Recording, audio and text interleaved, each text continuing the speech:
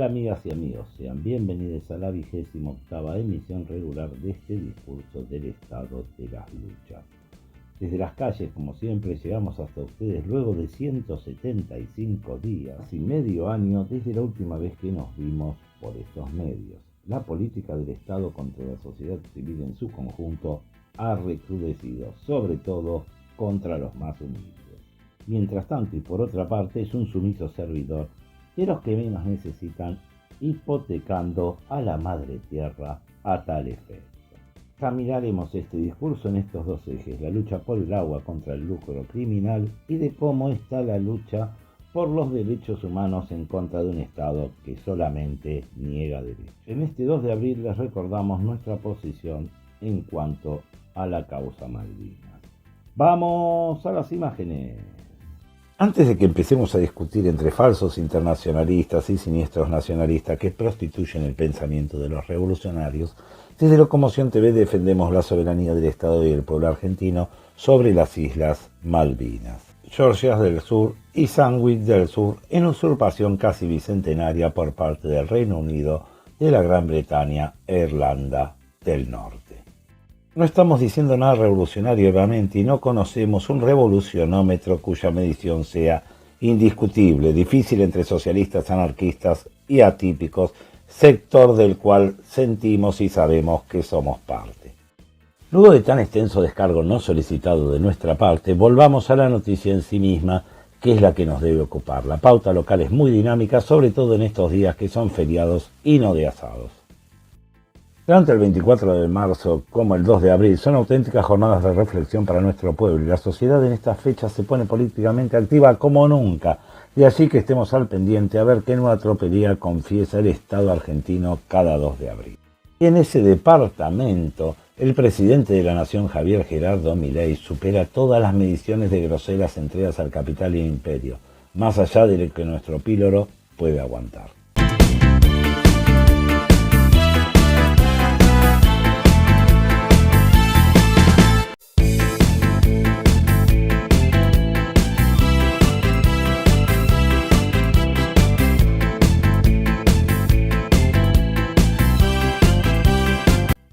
Los movimientos de los estados se exponen en un escenario de conflicto sistémico entre la preservación de los recursos hídricos estratégicos y una avanzada política corporativa que prioriza el extractivismo, mediante la flexibilización normativa y la criminalización de la protesta. Esta disputa se manifiesta en 3 frentes críticos: Mendoza, Córdoba y, como siempre, Buenos Aires. La rapacidad del Estado y su ferocidad con la sociedad civil han reconfigurado nuevas y más fuertes iniciativas de lucha en todo el país. El gobierno de Milei está iniciando una pelea que no podrá sostener para hacer plata el agua, ya que sus delirios mercantiles no le dan ni un ápice de licencia social en ningún lugar de nuestro territorio. En un contexto de sequía crítica con pronóstico de escurrimiento para 2025 y 2026 que proyectan apenas el 60% del promedio histórico, la legislatura de Mendoza aprobó la declaración de impacto ambiental para el proyecto minero San Jorge. La tradición legislativa: el 9 de diciembre de 2025, el Senado mendocino, con 29 votos a favor y 6 en contra, ratificó la explotación de cobre, perforando el espíritu de la ley 7722. Esta aprobación fue posible gracias a una alianza entre la UCR, el PRO y un sector del peronismo. Respuesta popular. La medida es calificada como un golpe institucional por carecer de licencia social. Las asambleas locales y movimientos ambientalistas han respondido con la toma de accesos a fuentes de agua y movilizaciones masivas, reafirmando la conciencia existencial del pueblo mendocino respecto a sus cielos y sus ríos. En la zona de Cruz del Eje, el Poder Judicial impulsa un proceso contra defensores ambientales que se opusieron a las obras de la autovía de Punilla, las cuales destruyeron nacientes de cuencas y reservas naturales. Fiasco judicial. Se documenta un juicio contra 6 imputados por defender el monte nativo y el agua. La Fiscalía ha intentado extorsionar a los activistas ofreciendo condenas condicionales a cambio de admitir culpabilidad. Propuesta obviamente rechazada por los imputados por falta de delito y por falta de cabeza, sobre todo. ¿A quién se le puede ocurrir proponerle a militantes que se suiciden declarándose culpables de un delito? Impacto ambiental. Los testimonios denuncian que las obras viales se realizaron sin consulta previa, convenio 169 de la OIT, provocando el desalojo de familias y el daño irreversible a la cuenca hídrica local. Las audiencias claves estaban programadas para mayo de 2026, pero ahora se suspendieron sin fecha para su tratamiento en juicio y bla, bla, bla, bla. El conflicto ambiental, ponele, escaló a nivel nacional con la modificación de la Ley 26.639, presupuestos mínimos para la preservación de los glaciares, sancionada el 9 de abril de 2026.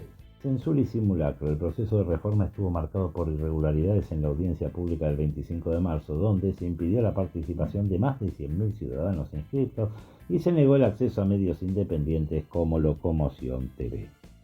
Se denuncia aquí la violación del Acuerdo de Escazú y del principio de progresividad ambiental previsto en la Ley 25.675. El cambio de paradigma. La nueva norma introduce el concepto de significancia hídrica, permitiendo a las provincias mineras certificar qué glaciares o ambientes periglaciares proteger. Expertos en ese sentido advierten que esto desprotege los glaciares de roca y ambientes criogénicos que alimentan comunidades en Jujuy, Catamarca y San Juan durante todo el año. Nulidad insalvable. La reforma se considera nacida muerta debido a la falta de participación real y efectiva, lo que augura una judicialización masiva y resistencia territorial similar a la histórica expulsión de Monsanto en 2003. ¡Vamos a los informes! Los últimos 3 meses en la provincia de Mendoza han estado marcados por una sequía crítica y un ataque frontal del sistema político que culminó con un acto de traición legislativa desafiando la voluntad popular expresada en la calle y en la ley 7722. Sí, el Parlamento mendocino, en contra de la conciencia profunda de todos los mendocinos, aprobó el proyecto San Jorge. En una provincia que padece además una fuerte crisis hídrica, lo de los capos políticos es de una perversión y audacia inexplicable en términos de mínima decencia esperable de un gobernante occidental y cristiano. La amenaza de la minería se da en el marco de una realidad difícil de sobrellevar para los mendocinos, que es la escasez hídrica.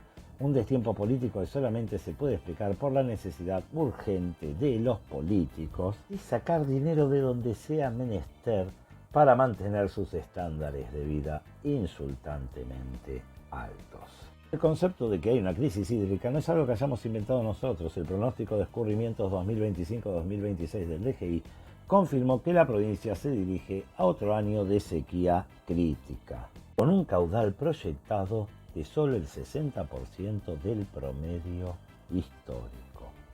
Bastante seria está la situación con el agua en Mendoza.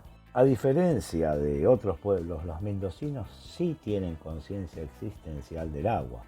Este marco refuerza la convicción innegociable del mendocino. Su vida y su producción son el agua de los hielos.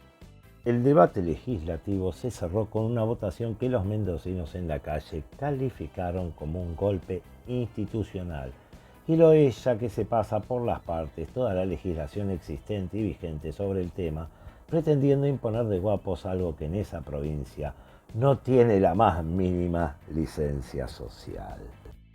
El martes 9 de diciembre de 2025, el Senado de Mendoza aprobó la declaración de impacto ambiental para el proyecto minero San Jorge, extracción de cobre. Se trata del primer proyecto de explotación metalífera que avanza con la ley 7722 vigente en un claro intento de perforar su espíritu.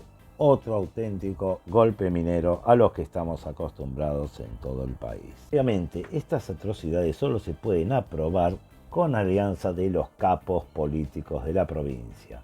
La aprobación fue contundente, 29 votos a favor y 6 votos en contra, lo que subraya una amplia connivencia política en esa provincia. El oficialismo provincial, conformado por la Unión Cívica Radical y el PRO, logró la victoria gracias al apoyo fundamental de un sector del bloque peronista, 5 de 9 senadores, confirmando que las cúpulas partidarias se unieron por el extractivismo, demostrando la barbaridad que la clase política está dispuesta a imponer a los ciudadanos también en Mendoza.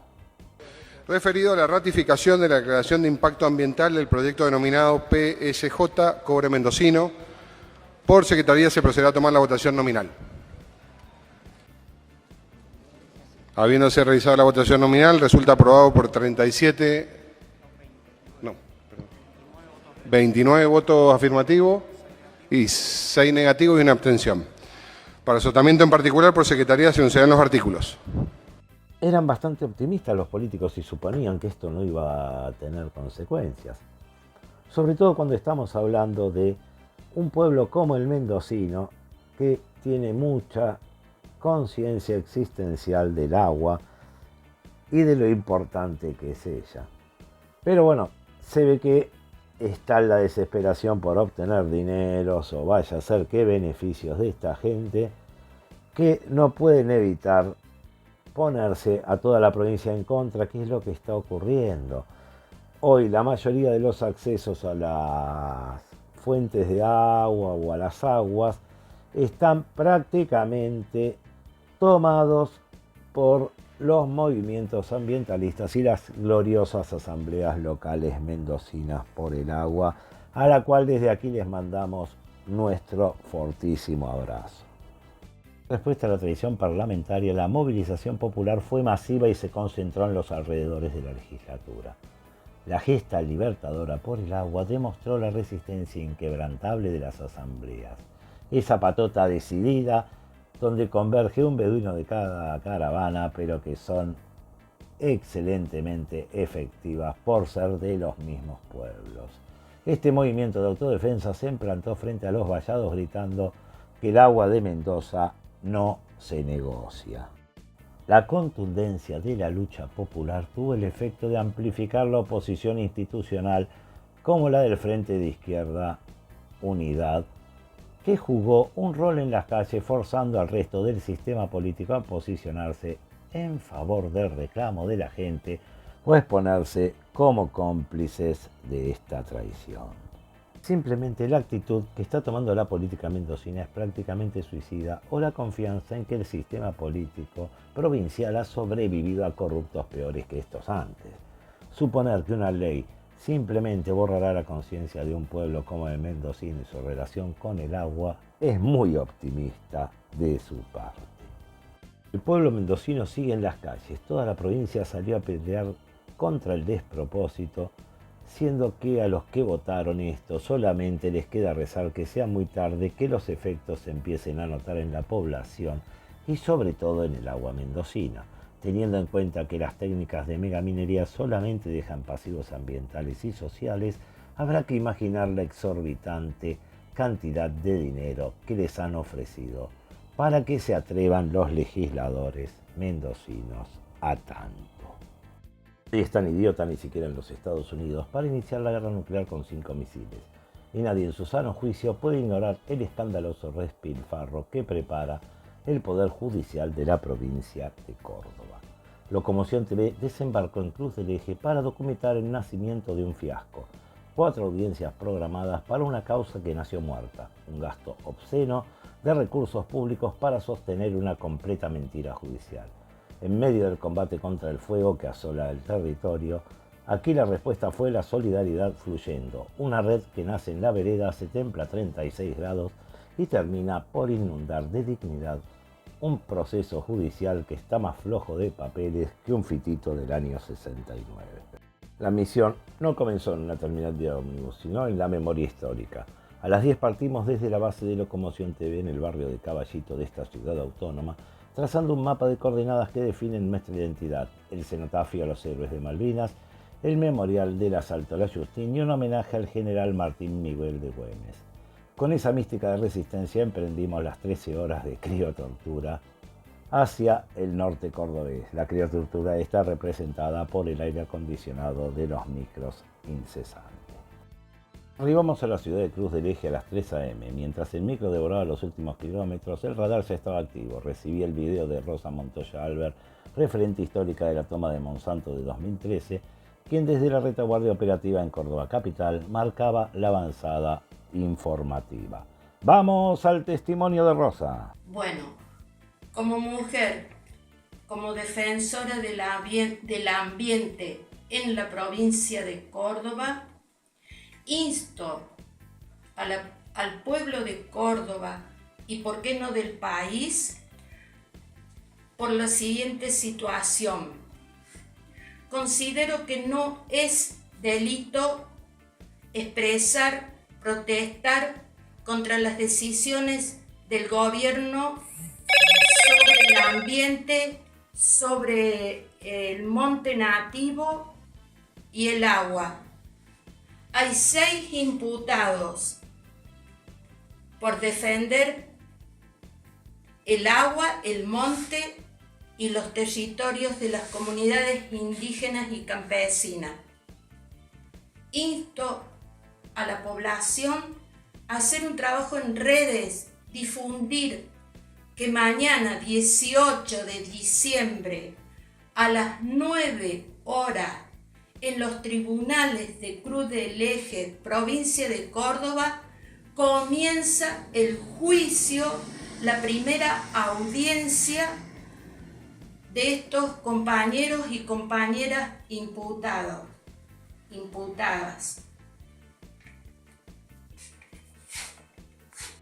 Recorrimos la ciudad buscando operativos o cámaras ocultas, aunque la tarea fue en balde, ya que a las asambleas cordobesas poco les importa ese tema, ya que, como ellos mismos dicen, no tienen nada que esconder, saben que tienen la razón de su lado, que espíen si quieren nuevas frustraciones.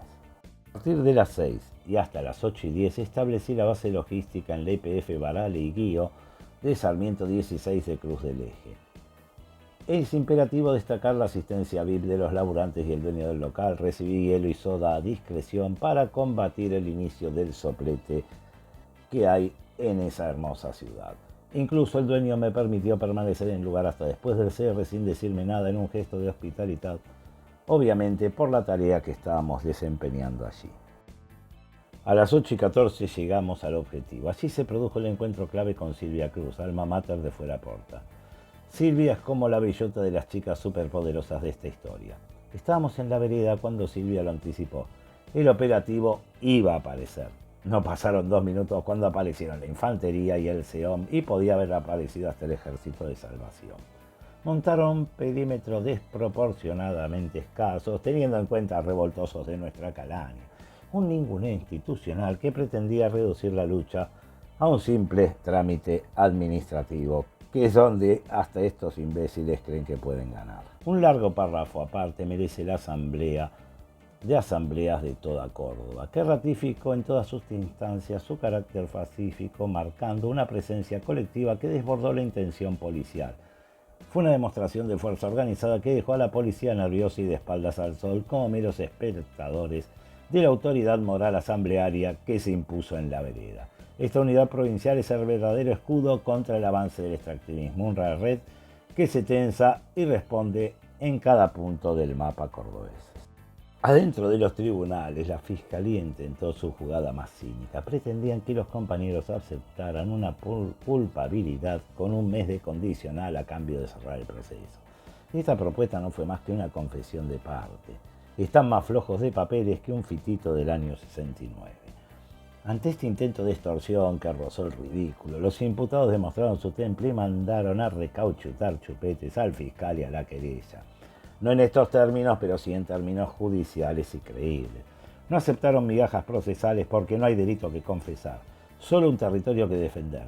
Por este capricho persecutorio, el Estado quemará fondos públicos los días 7, 8, 11 y 14 de mayo en audiencias en una causa que está muerta antes de nacer. A las 10:15 salieron los 6 de Punilla, recibiendo el abrazo del aguante de las asambleas cordobesas. Las noticias no fueron buenas para el poder en Córdoba, ya que sus burócratas no pudieron armar aún nada que se parezca a una causa, razón, motivo, circunstancia que amerite sus barbaridades. Registramos a Venus, quien dio cátedra sobre el convenio 169 de la OIT. A pesar de su corta edad, Venus es un pichón de Yaguareté que este cronista conoció emponchado custodiando el territorio en la toma de Monsanto en 2013. Vamos a la palabra de Venus. Ahí tuvimos la audiencia, nos dieron la fecha de juicio. no quisieron conciliar y bueno, veremos el tema de las pruebas y toda esa cuestión.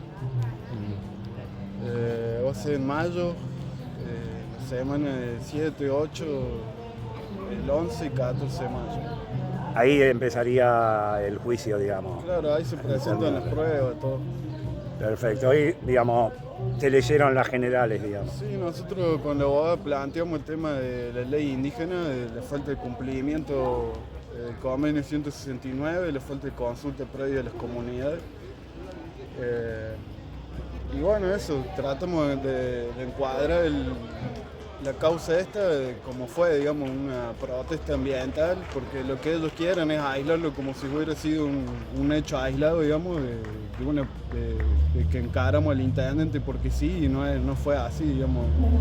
Los que ejercieron la violencia primeramente fueron ellos, el daño lo causaron ellos con todo el tema de la obra de la autovía, que partieron comunidades, desalojaron familias, destruyeron todo lo que es ahí la naciente de la cuenca, reservas naturales.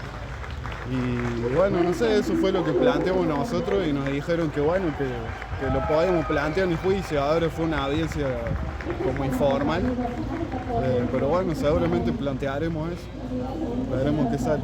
Muchas gracias, Beno. Gracias a vos.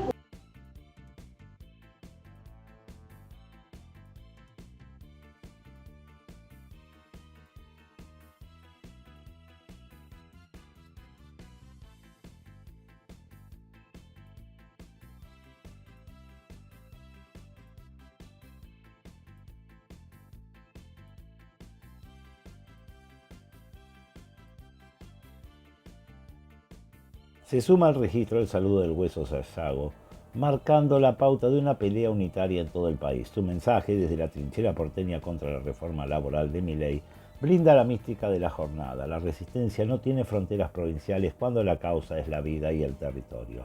Su palabra es el puente que une las luchas de norte a sur.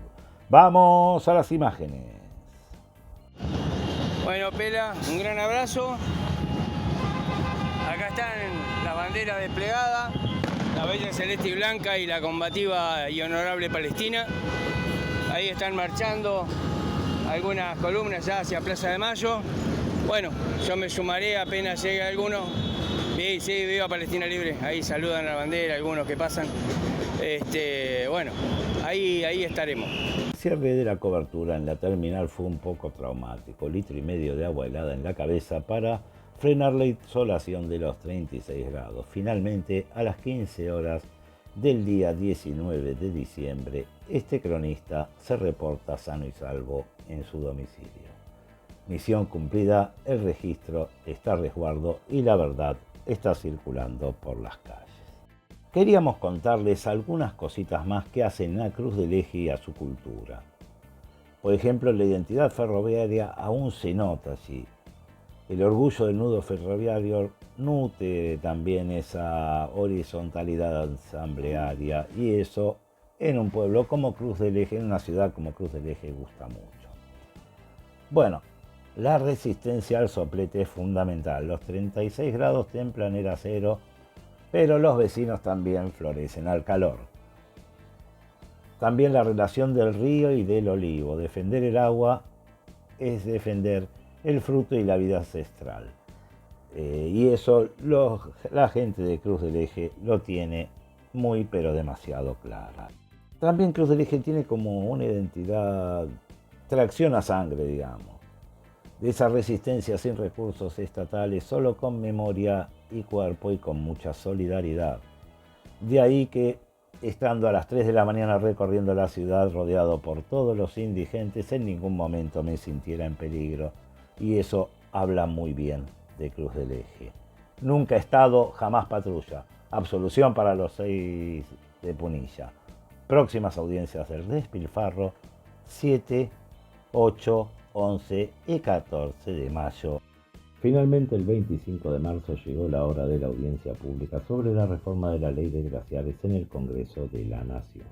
Aquí es donde el Estado ha mostrado que nunca pensaron, a pesar de lo previsible, que algún día la ciudadanía quisiera participar masivamente y tener que arbitrar los medios a tal efecto. Tampoco es muy cierto que no pueden hacerlo. Quieren saquear sin riesgos y el tiempo que pierden consultando a la gente, a pesar que aclaran que no es vinculante, es tiempo que necesitan para calmar la avidez del dinero del saqueo por parte de los políticos. Esta vez se metieron con el tema equivocado, con los colectivos y comunidades equivocados, y el resultado fueron miles de formas de censura de la expresión popular, de los conocimientos que son bastante malos para los negocios. No les asiste ningún derecho, pero el miedo a no recibir dólares frescos por el saqueo en forma inmediata los paraliza. De allí que nuevamente fortificaran el Congreso con tropa federal desde la madrugada, burocratizaran el acceso a la audiencia burlándose de desacreditados, aún para la misma, y cientos de miles que se quedaron afuera de la palabra, pero no de la lucha. Como todo medio, solicitamos nuestra acreditación para la audiencia pública con la antelación necesaria, con pelos y señales como corresponde, para cerrarles caminos a la burocracia que está solamente para impedir. Tal fue el grado de terror que genera el que se transmita la verdad de lo que pasa sin los tamices institucionales y corporativos que desde la oficina de prensa nos respondieron con un mail para negarnos el acceso, que realmente da vergüenza ajena.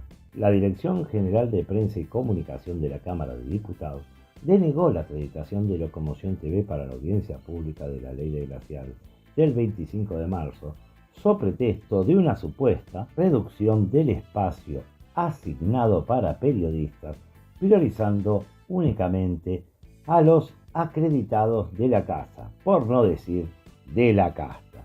La comunicación oficial firmada por Laura Goicoechea evidencia una alarmante falta de formación profesional al escribir, por ejemplo, la palabra profesionales con C. Una respuesta que utiliza un tono de no está permitido, desconociendo las normas básicas de netiquette y el trato institucional hacia directores de medios con trayectoria comprobada. Correo finaliza con un sello de Cuidemos el Medio Ambiente mientras se prohíbe el acceso presencial para cubrir la protección de los glaciares argentinos. Ya desde antes de ello sabíamos que el miedo de los extractivistas y su burocracia de Estado iban a pretender que nuestra cobertura sería frustrada. Una mala ilusión que les abriría más frentes de conflicto de los que están preparados a cubrir. Lo cierto es que ese día en el lugar había espacio suficiente para los medios y que permitieron el ingreso de cámaras de canales que no son profesionales de la casa o de las castas. Eso si realmente los hubiera. No tenemos nada que probar, ya que sabemos bien que a confesión de parte relevo de pruebas. La acreditación denegada es apenas el signo de una patología estatal, el pánico que le tienen a la masividad. Ya vimos en los principios de la cuestión, la burocracia puso peros aún a las coberturas que no les eran convenientes o que sospechaba que no eran de la casa, o mejor dicho, de la casta. Aunque sus sospechas están bien fundadas, sus respuestas no son legales ni adecuadas y la palabra censura se asemeja más a la definición más correcta de su accionar en estos días. El argumento estatal de la sorpresa ante la cantidad de inscritos, más de 100.000 ciudadanos, es una falacia jurídica que intenta encubrir una vulneración flagrante a la participación democrática. El Estado Nacional no podría ni debería alegar su propia torpeza o falta de medios técnicos en pleno siglo XXI para cercenar el derecho del ciudadano a ser escuchado. Incumplimiento del Acuerdo de Escazú, Ley 27.566. Argentina ratificó este tratado internacional que tiene jerarquía superior a las leyes nacionales. El Estado violó específicamente el artículo 7, inciso 1, que obliga a garantizar el derecho del público a participar en los procesos de toma de decisiones de manera abierta e inclusiva. Y el artículo 7, inciso 10, que exige que el Estado establezca condiciones que faciliten la participación del público adaptándose a las circunstancias del proceso en cuestión. Ignorar a miles de inscritos no es un problema de agenda, es un incumplimiento de un tratado de derechos humanos ambientales. La masividad no es un obstáculo, es la prueba del interés público que el Estado decidió ignorar. 2. La violación del principio de progresividad, Ley 25.675. La Ley General del Ambiente establece que el Estado debe avanzar, nunca retroceder, en la protección y participación de la ciudadanía. Al no prever una plataforma técnica capaz de albergar la demanda ciudadana, el Estado incurre en una terrible regresión en materia ambiental. Contar con las herramientas tecnológicas sin utilizarlas para garantizar la voz de 100.000 personas constituye un desvío de poder. Se utiliza la burocracia como un embudo para filtrar todo tipo de disidencia. 3. Doctrina CEPIS de la Corte Suprema de Justicia. El precedente de la Corte es taxativo. La audiencia pública debe ser previa, informativa y de participación efectiva. La efectividad del vida. Si la autoridad de aplicación limita el cupo de oradores o el tiempo de exposición basándose en su incapacidad logística, la participación deja de ser efectiva para convertirse en un maldito simulacro. Vicio de nulidad. Una audiencia que excluye sistemáticamente a la mayoría de sus inscritos bajo pretexto de la cantidad es una audiencia viciada. No hay acto administrativo válido si se amputa la etapa de consulta de la ciudadanía que la Constitución exige. Reforma nace muerta por nulidad insalvable. La masividad de la inscripción no es un accidente del sistema, es el ejercicio soberano del pueblo sobre sus recursos estratégicos, en este caso los glaciares. El Estado tenía la obligación legal de prever mecanismos de oratoria múltiples, sesiones extendidas o plataformas de alta concurrencia. No hacerlo no es un error de cálculo, es una decisión política de silenciar el rechazo social. Estamos ante un acto nulo por falta de publicidad y participación real. Cerraron las puertas porque no tienen argumentos, por terror a que la verdad sea dicha. Entre todas las posiciones que pudieron conseguir los promineros y antiglaciares, que no son muchas tampoco, la que vamos a tomar como testigo es la del secretario de Gestión Ambiental de la provincia de San Juan, Roberto Moreno, que representa el interés de las corporaciones en negar glaciares y ponerle motes como si fuese agua sucia que se congeló. Empezando porque este señor es el representante de una provincia donde se pisotea el ambiente y su cargo es equivalente al del secretario de Estado de Derechos Humanos o de la Secretaría de Bienestar Judío del Tercer Reich. ¡Vamos a las imágenes! Tiene la palabra ahora Moreno Roberto. Preséntese. Bueno, buenos días. Muchas gracias, señor presidente. A los miembros de las comisiones, gracias por la oportunidad. Mi nombre es Roberto Moreno. Mi número de documento es 22.227.418. Bueno, la motivación que me tiene acá hablándoles a ustedes es por mi perfil profesional, básicamente.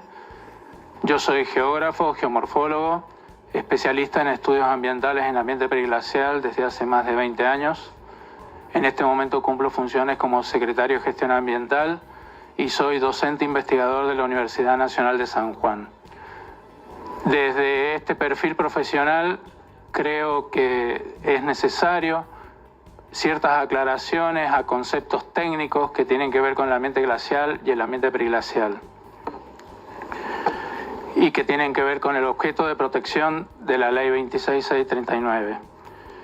Acá hay que diferenciar, y desde los aspectos técnicos está estudiado en todo el mundo, y hay algo que hay que asegurar firmemente: que las formas de hielo del ambiente glacial, que son 100% agua, que su génesis o la génesis del hielo tiene que ver con sucesivas capas de nieve que van perdiendo aire y se condensan y forman el neve y después el hielo glacial. Ese tipo de formas que son los glaciares descubiertos, los glaciares cubiertos, los neveros, los manchones de nieve, no está en discusión su protección, que tienen una función hídrica totalmente comprobada y que son susceptibles a los cambios climáticos, a los cambios estacionales y los cambios de temperatura. Esos glaciares no están en la discusión sobre si se deben proteger o no, se deben proteger. Las formas con o sin hielo del ambiente periglacial son las que tienen que demostrarse la significancia hídrica mediante estudios de tercer nivel que están reglamentados en la Ley 26639 y que pueden indicarnos claramente la significancia o la insignificancia hídrica de una geoforma que esté en el Inventario Nacional de Glaciares. Estos estudios de tercer nivel son metodologías aceptadas mundialmente por la Asociación Internacional del Permafrost y por todas las instituciones científicas dedicadas a esto en la Argentina, incluido y en primer término el Yanigla. Yo provengo de San Juan y en San Juan se han realizado los primeros 2 estudios de tercer nivel en glaciares de escombros de la historia de la Argentina. Los glaciares de escombros son acumulaciones de escombros, justamente como lo dice el nombre, que en algún momento, hace miles de años, se infiltró agua y se congeló. Gracias a estos estudios y los estudios a nivel internacional, podemos asegurar que no están interviniendo en el funcionamiento de las cuencas hídricas. La calidad de agua del hielo que se ha podido analizar en estos estudios indica que superan ampliamente los niveles guías para uso y consumo de la humanidad, de los hombres y de los vegetales y de los animales. Insisto, el ambiente glacial no está en discusión su protección. El ambiente periglacial se debe comprobar su significancia hídrica. En San Juan hay instituciones especializadas en estos temas, con profesionales idóneos en el estudio del ambiente glacial y periglacial, y que no intentan trabajar por encima del Yanigla ni por debajo del Yanigla, sino con el Yanigla, con los colegas profesionales que entienden sobre ambiente glacial y ambiente periglacial. Las decisiones que se tomen serán con base científica. Y para terminar, yo formé parte de los oradores en las reuniones del COFEMA y entiendo que hubieran 8 votos en contra, pero también 8 votos a favor. Las votaciones en el COFEMA fueron un empate. Por último, no se trata de proteger menos, sino de proteger mejor. Muchas gracias. Para mostrar la posición de aquellos que defienden a la madre tierra y en particular el agua, elegimos la ponencia de Néstor Omar Ruiz sobre el particular. El perito ambiental jujeño desarrolló la importancia de todos los glaciares en el aspecto del desarrollo humano y económico de las personas en una imperdible y didáctica exposición. ¡Vamos a las imágenes! Néstor Omar Ruiz, 13.016.547. Los glaciares tropicales, llamados Andes desérticos por el Yanigla, tienen esa característica.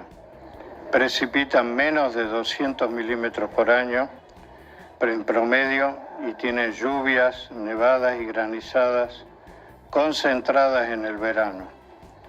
El resto del año, la vida doméstica y silvestre, la humana y sus emprendimientos económicos se nutren de su liberación cotidiana de agua de los ambientes glaciares y sobre todo periglaciares. Voy a comentar 2 casos emblemáticos donde colaboro ad honorem, de conflictos en ambientes criogénicos relevados por el Yanigla, que se verían afectados por la modificación de la Ley 26.639 e implicaría nuevos migrantes ambientales. En Lailo Abralaites, 4 comunidades indígenas asentadas en el piedemonte oeste de las serranías del Aguilar, provincia de Jujuy, en defensa de sus derechos constitucionales y a la consulta previa, libre e informada, posee en su territorio y próximo al filo del cerro un ambiente periglaciar que provee de agua dulce de calidad a una población autosuficiente y próspera, productora agrícola ganadera asentada allí hace miles de años según el registro arqueológico. En Andalgalá, Catamarca, la Asamblea del Algarrobo tiene una causa en la Corte Suprema de Justicia sin resolución. A 7 kilómetros de la ciudad se yergue el cerro.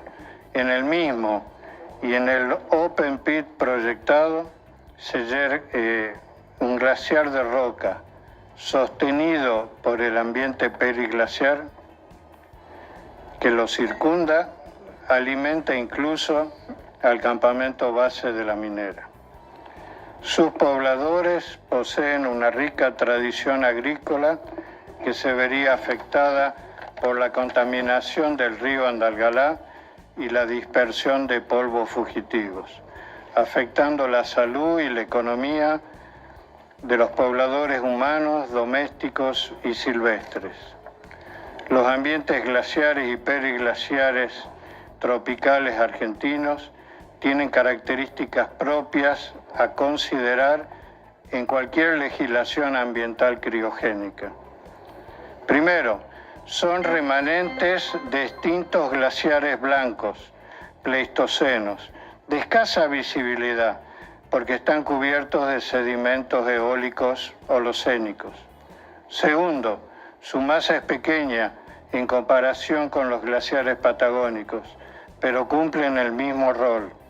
Proveen de agua dulce los 365 días del año en las provincias con déficit hídrico crónico, en gran parte de su superficie al oeste de las mismas.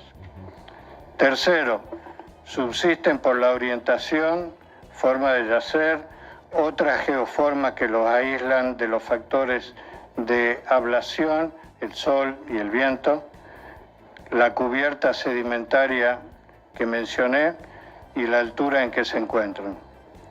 Cuarto, su condición anacrónica climáticamente los hace extremadamente lábiles y de ser afectados no se recuperarán hasta la próxima glaciación. Estos cuerpos criogénicos, por fricción de la base, liberan agua líquida que alcanza la superficie aguas abajo en forma de vertientes, ojos de agua, vegas y bofedales, prestando servicios ambientales determinantes para la vida doméstica y silvestre.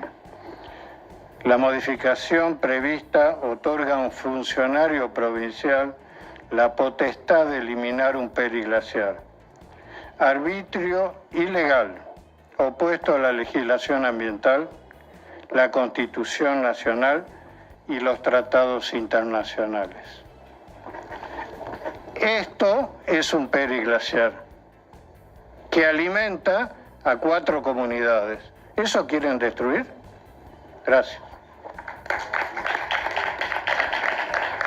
Muchísimas gracias. Eso los aterra porque saben que esto no termina aquí. Las irregularidades cometidas en la audiencia pública dejan abierto el camino a las nulidades de todo el actuado, ya que el Estado ha convertido un mandato constitucional en un mero simulacro administrativo, violando el Acuerdo de Escazú y la Ley General del Ambiente. La tienen perdida, la audiencia no es vinculante, pero es obligatoria, y la masividad de más de 100.000 personas los puso contra la espada y la pared. Los más de 100.000 son la punta de un iceberg, de ese mismo hielo y agua que defendemos, y el preludio de una batalla que reactivará miles de causas que hoy duermen en la Corte Suprema, empantanando la ley a niveles gubernamentales y territoriales. Lo vimos en 2013 con Monsanto, cuando la convicción de un pueblo se cruza en la ruta, no hay presupuesto de seguridad ni estudio de abogados que alcance para mover uno solo de sus malditos camiones envenenadores. El costo de la ilegalidad lo terminan pagando ellos, mientras la resistencia se hace fuerte en cada día de espera. La reforma ha nacido muerta. El nivel de resistencia los aterra porque saben que no pueden dispararnos a todos y eso les da la batalla perdida de antemano. Lo advertimos en cada informe, lo denunciamos en las audiencias y lo gritamos frente al silencio cómplice de la burocracia.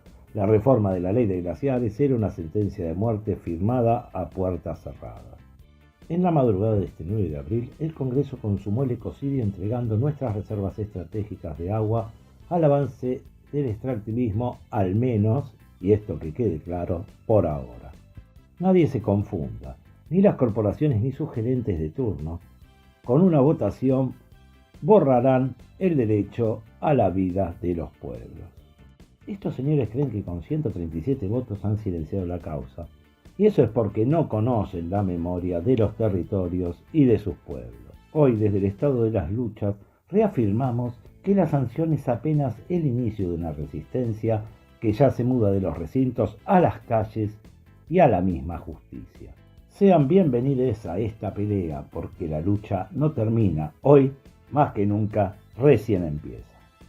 La sanción de la reforma de la Ley 26.639 no es un avance legislativo, es un retroceso civilizatorio. El oficialismo y sus aliados han decidido ignorar los principios de progresividad y no regresión ambiental, violando tratados internacionales como el Acuerdo de Escazú. Como ya documentamos en marzo, esta reforma nace viciada, se gestó sobre un simulacro de audiencia pública que excluyó a más de 100.000 ciudadanos inscriptos y que le negó la voz a medios independientes bajo pretextos técnicos que escondían solamente puro terror a la verdad. Lo tragicómico de la cosa es que estos señores creen que con 137 votos han silenciado la causa. Reafirmamos que esta sanción es apenas el inicio de una resistencia que ya se muda de los recintos a las calles y a la misma justicia. El cambio de concepto es criminal al exigir una significancia hídrica certificada por las propias provincias mineras. Han dejado de proteger el ecosistema para empezar a medir los términos del negocio. Como bien explicaba Néstor Omar Ruiz en nuestras notas anteriores, los glaciares tropicales y el ambiente periglaciar son los que garantizan los 365 días del año la vida en zonas de déficit hídrico. Lo que anoche llamaron modernización es en realidad la habilitación para dinamitar los tanques de agua naturales que alimentan a comunidades enteras en Jujuy, Catamarca y San Juan. Recordamos cómo el Estado, mediante la Dirección de Prensa de Diputados, intentó frenar nuestra cobertura de las audiencias. Ese miedo a la masividad y a que el conocimiento científico no corporativo llegue a la gente es el mismo que hoy los lleva a celebrar una ley que será impugnada. No hay acto administrativo válido cuando se amputa la participación ciudadana. La reforma ha sido sancionada, pero su legitimidad es nula. A quienes hoy celebran el fin del bloqueo ideológico les recordamos el precedente de Monsanto en 2013, cuando un pueblo decide que el agua no se negocia, no hay presupuesto de seguridad ni rosca política que logre mover un solo camión envenenador. La batalla parlamentaria terminó, pero la batalla territorial y judicial recién comienza. Los glaciares no son plata, son vida, y la vida, aunque la voten en contra, se defiende hasta las últimas consecuencias. La lucha actual no es solo por la preservación de una geoforma, sino una batalla por la soberanía sobre el agua dulce. Mientras el Estado y las cúpulas partidarias operan para dinamitar los tanques de agua naturales en favor del rédito económico inmediato, la resistencia se organiza desde la memoria histórica y la acción directa en las rutas y tribunales, sosteniendo el mismo discurso de siempre. El agua no se negocia.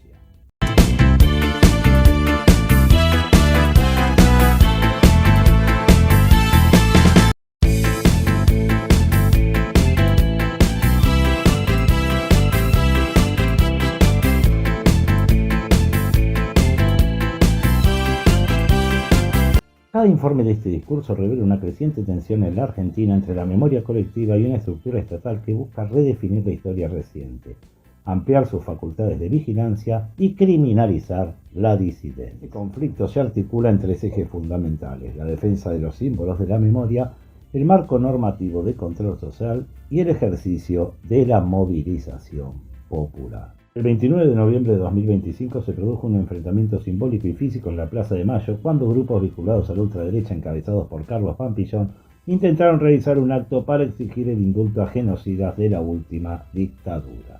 Resistencia militante, organizaciones de izquierda como Esperanza y Convergencia Socialista, junto a militantes de derechos humanos, ocuparon la pirámide de Mayo para proteger los pañuelos de las madres. Destacamos que, mientras el Estado destinó recursos masivos para proteger la performance negacionista, mantuvo una actitud de hostilidad y violencia hacia quienes defendían la memoria histórica. Ustedes fíjense.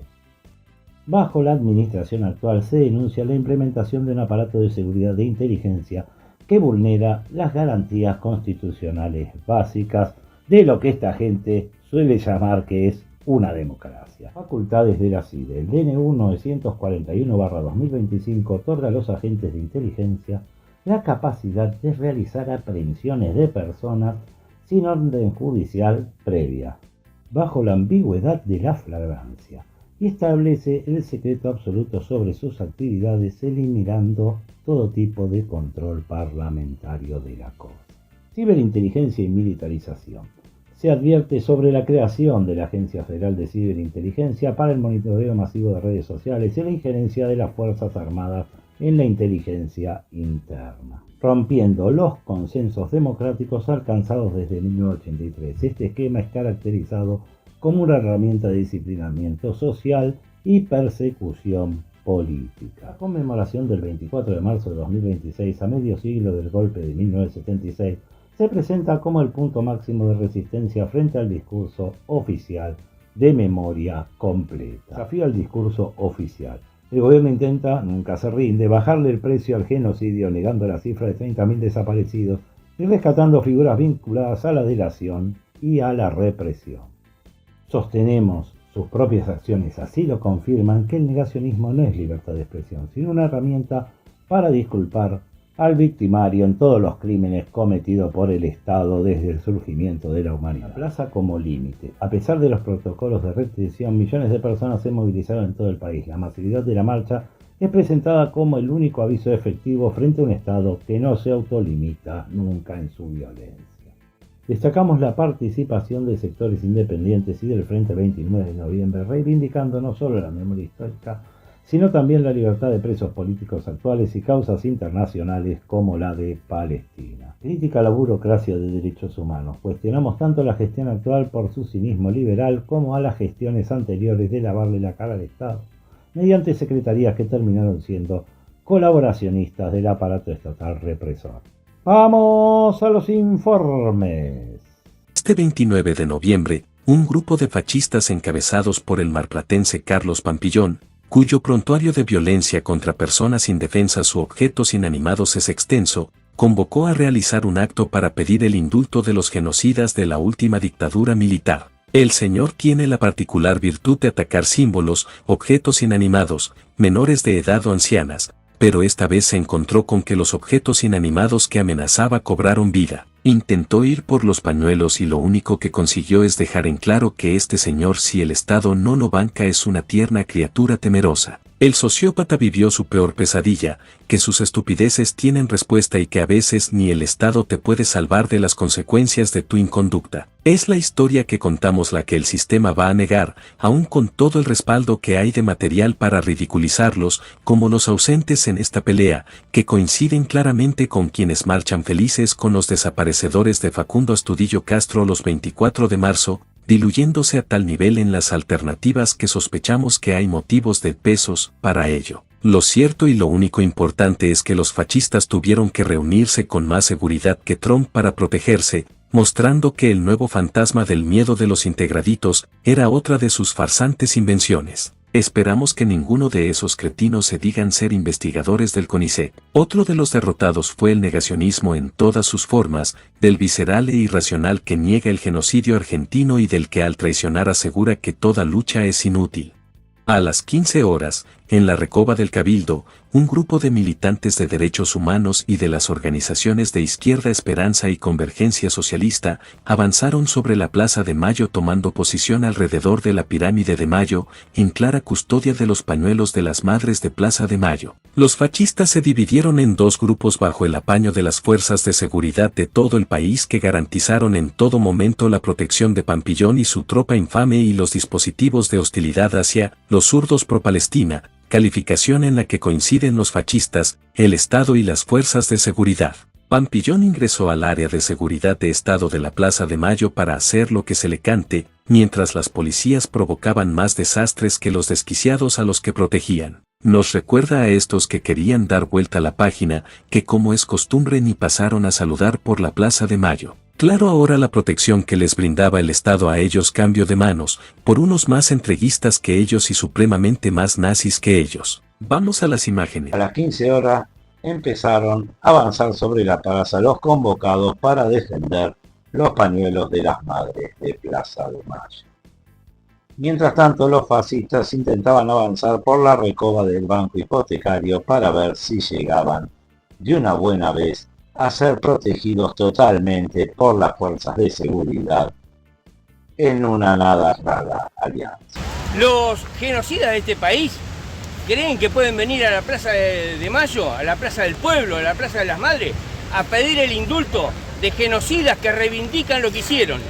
Secuestraron, torturaron, asesinaron a diestra y siniestra.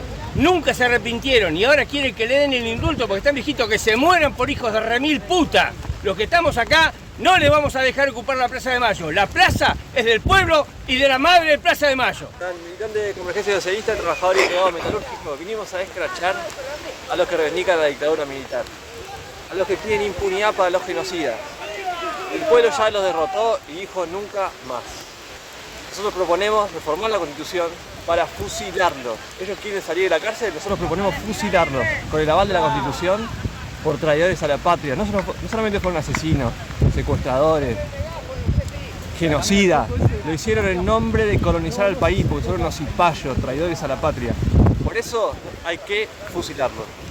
Y a todos los que los vienen a reivindicar y a defender también, no les vamos a permitir levantar cabeza. Y cada vez que quieran hacer un acto de esto, lo vamos a escrachar. Los actos repugnantes los vamos a escrachar. La plaza es de las madres y de las víctimas de la dictadura militar. Aliados de los británicos que mataron a nuestros soldados en Malvinas.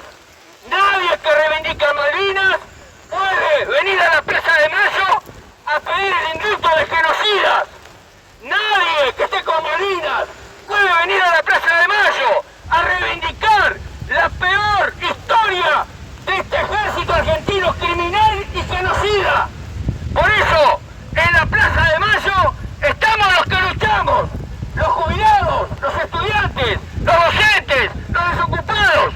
Aquí estamos el pueblo, no los cómplices de los genocidas, no los cómplices de los traidores a la patria. La plaza es de las madres. El dirigente neonazi Carlos Gustavo Pampillón, procesado judicialmente por asociación ilícita y actos discriminatorios, ha labrado su trayectoria política sobre la base de la violencia simbólica contra los pilares de la memoria, la verdad y la justicia. Su historial de agresiones incluye la instigación al vandalismo del monumento de la base naval de Mar del Plata, un excentro clandestino de detención, desfigurado con consignas negacionistas y la firma FONAPA, además del ataque al centro de residentes bolivianos. Estos son los claros antecedentes de su ofensiva contra el símbolo de los pañuelos de las madres de Plaza de Mayo. El pasado 29 de noviembre, Pampillón llevó su provocación al corazón de la memoria argentina con un intento de copar la Plaza de Mayo. La acción fue una performance cuidadosamente orquestada, ingresando por el lado de Paseo Colón y sin la compañía de su grupo. El propio Pampillón se grabó en video y lo publicó en sus redes sociales, jactándose de su ingreso. Sin embargo, su incursión fue un fracaso escénico y político, quedando físicamente reducido al área de seguridad de Estado, un sector vallado y fuertemente custodiado por un despliegue masivo de fuerzas federales de todas las que te imagines. Mientras Pampillón era celosamente custodiado y contenido, el contraste de la actitud de las fuerzas federales hacia los ciudadanos que se acercaron a defender el espacio de la memoria fue brutal. Los miembros de las fuerzas de seguridad, liderados por los desafiantes albatros de la prefectura, mostraron un entusiasmo inusitado en su despliegue agresivo contra este grupo. Los manifestantes, que les gritaban consignas relacionadas con los buques británicos HMS Ford y FPV Lilibet, símbolos de la ocupación en Malvinas y de la muerte de argentinos en el Atlántico Sur, fueron recibidos con hostilidad y violencia por cuanta fuerza de seguridad tuviera violentos de palo y escudo cerca, todo para defender a un agresor serial como Pampillón que viene a pedir que indulten a los represores de la última dictadura militar. Una vez más,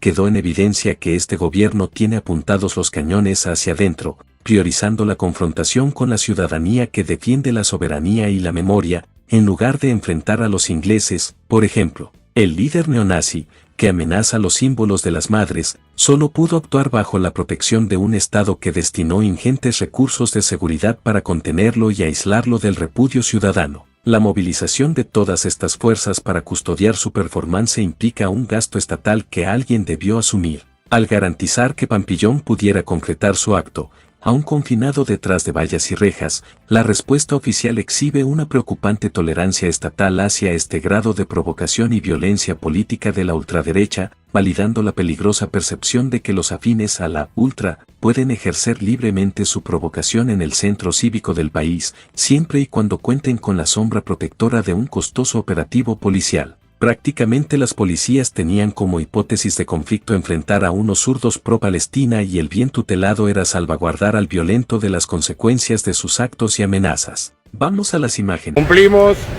acá estamos con los veteranos de la guerra que nos libró del comunismo, de ser Cuba y Venezuela. A pesar de la lluvia, a pesar de todo, acá están marchando una vez más. A pesar de que vinieron los zurdos pro-Palestina, y Dios sabe lo que va a pasar, esperemos que todo sea en paz, en orden y honrando a los veteranos. Este Pampillón es un auténtico descarado. Entró con custodia de todas las fuerzas de seguridad del país, pasó por la puerta de la AFI, y todo eso para no enfrentar a quienes dice los pro-Palestina. Acá estamos con héroes, con héroes verdaderos, no con héroes de mentira. Vamos, viejo. Pampillón, hermanazo. Vamos, estoy transmitiendo para que queden expuestos que vienen a provocar. En vivo. La fantasía perversa de este señor llega a niveles supremos.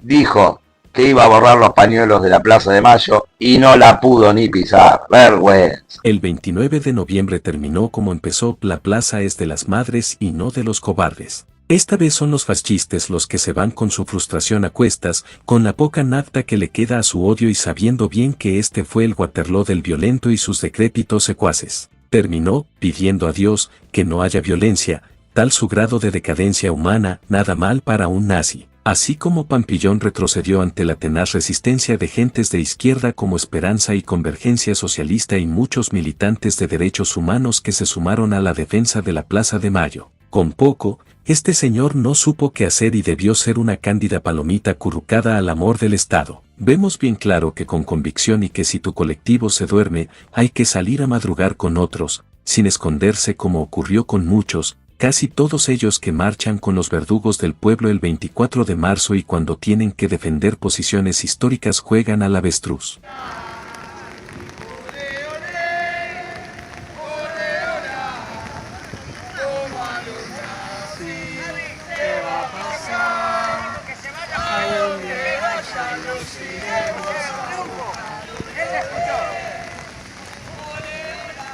N941/2025. Para el gobierno de Milei vale todo. Introducción al tema en cuestión. Bajo la apariencia de una modernización administrativa, el Poder Ejecutivo Nacional ha instaurado un régimen de vigilancia y control que retrotrae a Argentina a épocas superadas. Mediante el DNU 941/2025, se ha facultado a los servicios de inteligencia para operar por encima de las garantías constitucionales, otorgándoles el uso de la fuerza y el secreto total como norma operativa. Puntos críticos del acoso estatal. Primero. La policía secreta y la aprehensión sin orden judicial. El punto más alarmante de la reforma habilita a los agentes de la SIDE a proceder a la aprehensión de personas.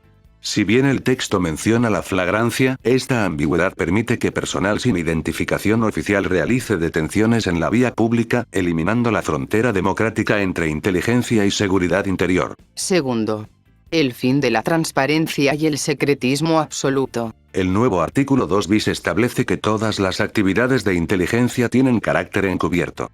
Esto no es una medida de seguridad, es una herramienta para evitar la rendición de cuentas y el control parlamentario, permitiendo operaciones opacas financiadas con fondos reservados que han sido aumentados discrecionalmente. Tercero. Vigilancia digital y ciberinteligencia. Con la creación de la Agencia Federal de Ciberinteligencia, el Estado adquiere la potestad de monitorear masivamente el ciberespacio. La capacidad de intervenir flujos de información digital bajo conceptos vagos como riesgo estratégico pone en jaque la libertad de expresión y la privacidad de cualquier ciudadano que manifieste disidencia en redes sociales. Cuarto. Militarización del pensamiento. La absorción de funciones de inteligencia estratégica por parte del Estado Mayor Conjunto y su integración en la Comunidad de Inteligencia Nacional quiebra el consenso democrático de 1983, permitiendo que las Fuerzas Armadas vuelvan a tener injerencia indirecta en cuestiones de orden interno. El impacto en las libertades públicas. Este esquema institucional no está diseñado para combatir amenazas externas, sino para el disciplinamiento social.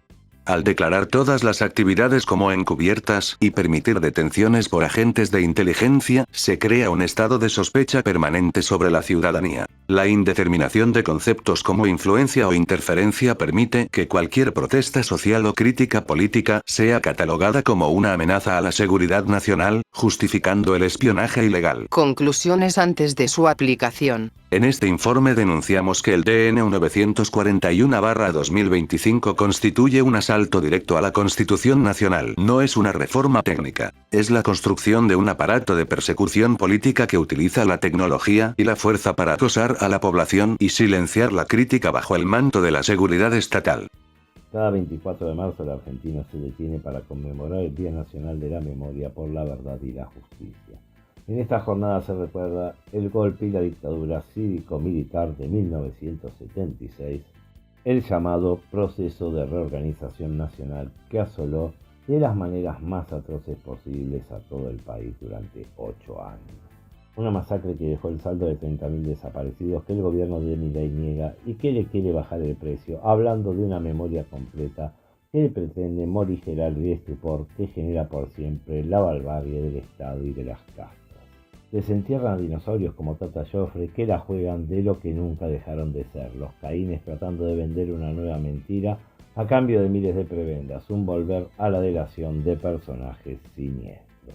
El Estado cada 24 de marzo despliega nuevas restricciones a la movilización, las cuales son desbordadas por la presencia de millones en todo el país, tantos que las fuerzas de seguridad retroceden en 4 patas.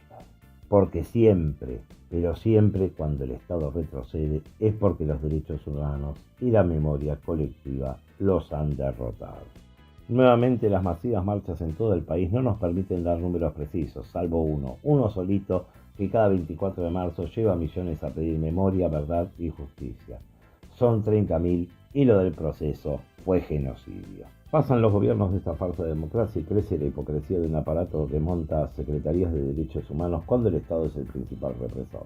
Tener una oficina para gestionar la memoria es tan perverso como lo sería una oficina de bienestar judío en pleno Tercer Reich. Es el mismo victimario administrando el recuerdo de la víctima para legitimarse en el sillón. En los gobiernos anteriores las secretarías de derechos humanos solo sirvieron para lavarle la cara al Estado y que siga violando los derechos humanos. Llegando a extremos de la gestión Pietragala, que hasta quería contarnos lo que todo el mundo vio, siendo un defensor a ultranza de los estados, constituyéndose en el más efectivo colaboracionista represor de la democracia.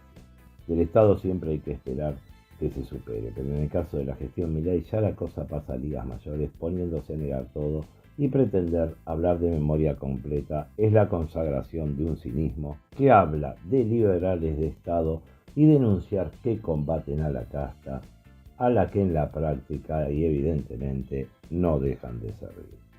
Hablar del 24 de marzo es también mirar cómo décadas después algunos todavía intentan reciclar las mismas recetas económicas que nos hundieron en los años del proceso de reorganización nacional. La memoria no es una pieza de museo, es un escudo contra los que creen que la vida humana es una mercancía que se puede y se debe liquidar por monedas para servir al Estado y a la casta.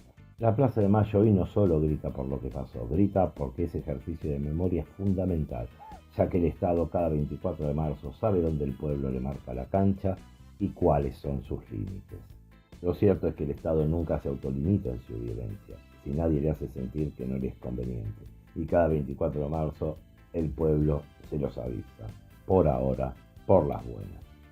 El olvido es la única chance que tiene el Estado para explayarse y extenderse en lo que mejor sabe hacer, acabar con las libertades públicas y las vidas de sus conciudadanos. Como ya hace muchos años, la respuesta de la organicidad del acto centralizado queda expuesta como la mentira que es, tratar de organizar lo que debe y es de hecho espontáneo, diverso y irreconciliable con el poder y con cada tipo de sacerdotes de la memoria colectiva. Nuevamente la gente se movilizó por sus propios medios, por sus propias identidades, y algunos trataron de capitalizarlo con un acto central que tuvo mucho de querer ser central y que no pudo lograrlo por más cámaras que les pusieran. De esos miles de encuentros desde Locomoción TV participamos y registramos específicamente el del Frente 29 de noviembre en la Avenida de Mayo y Bernardo de Irigoyen de esta ciudad autónoma. En el mismo se abogó por la memoria de los 30.000, por Milton Tonomeo y Eneas Gallo, secuestrados políticos del Estado argentino, por los mapuches, víctimas como siempre de las atrocidades y persecuciones del Estado chileno, y por Palestina libre. A esta altura tener que explicar por qué hablamos de 30.000 es agotador, pero es una pelea obligatoria ante tanto cinismo. No es una cuestión de aritmética para una plantilla Excel. Es un símbolo político y social frente a un Estado que secuestró, torturó y desapareció personas sin dejar registro oficial. Es la cifra que representa el vacío sistemático de un plan de exterminio. Esta cifra es a la que justamente los esfuerzos del presidente Milei y sus secuaces le ponen todas las fichas. Necesitan ridiculizarla para demostrar que la víctima miente, para exculpar al víctima. Hoy nos quieren vender la memoria completa como si fuera un combo de comida rápida, pero seamos claros, ese discurso no busca la verdad, busca simplemente la impunidad. Antes querían disfrazar el genocidio de excesos o de una guerra entre iguales para licuar la responsabilidad del Estado, que es el que tiene el monopolio de la fuerza y la obligación de proteger a su pueblo, no de montar centros clandestinos de detención. El negacionismo no es la libertad de expresión, es una herramienta política para, desde una ilusoria y cínica perspectiva, intentar desaparecerlos de nuevo, que dejen de ser parte de nuestras vidas. No los niegan para burlarse, los niegan por necesidad, porque aún les tienen miedo a todos y a cada uno de los 30.000. A 50 años del siniestro proceso, el ejercicio de recordar se vuelve un acto de rebeldía. La memoria tiene que ser incómoda, tiene que picar, tiene que señalar a los que hoy con otros métodos pretenden que nos olvidemos de quiénes somos. Que este 24 de marzo sirva para entender que la libertad de verdad no se declama en un atril, se ejerce defendiendo lo nuestro, porque un pueblo que se olvida es un pueblo que se deja pisotear. Acá por lo visto todavía somos muchos los que no estamos dispuestos a agachar la cabeza. Mostrado hasta ahora sugiere que la lucha por los derechos humanos en Argentina ha pasado de ser una política de Estado a ser un acto de rebeldía ciudadana por más negocio electoral que se teja sobre ella. Frente a un gobierno que utiliza la fuerza y el negacionismo como pilares de la gestión, la memoria colectiva se erige como un escudo indispensable para evitar que la vida humana sea tratada como una mercancía liquidable por el poder de turno.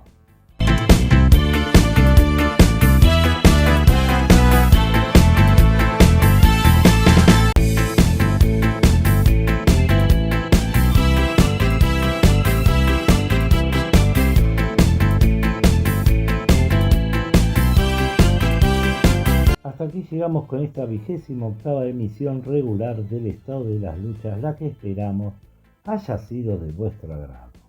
Sin otro particular, será hasta la próxima, amigas y amigos.